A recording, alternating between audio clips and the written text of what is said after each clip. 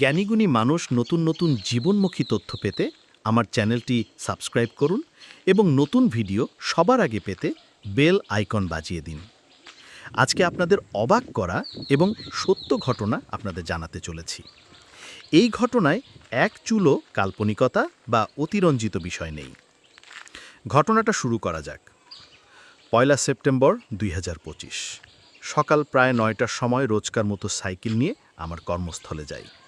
হঠাৎ আমার কর্মস্থলের কিছু দূর আগে এই শুকনো ভারী জিঙ্গে গাছ আমার মাথা বরাবর হুড়মুড় করে ভেঙে পড়ে।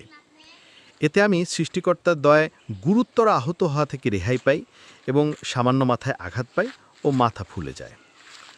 সবাই হয়তো বলবেন এটা কাকতালীয় বা জিনের কাজ বা নিছক দুর্ঘটনা বা সৃষ্টিকর্তার কোনো সাজা।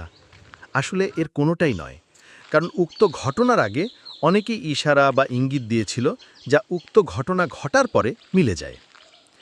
এখানে হয়তো আধুনিক টেকনোলজির সামান্য একটা অংশ ব্যবহার করা হয়েছে, যার ব্যাপারে ন্যাশনাল জিওগ্রাফি টিভি চ্যানেলের উদ্ভিদ ও প্রাণীবিদ বিশেষজ্ঞগণ বলতে পারেন। অতএব সকল পথচারী ভাইদের অনুরোধ করছি, পথ চলুন সতর্ক হয়ে এবং বাড়ি ফিরুন আপনজনের কাছে নিরাপদে।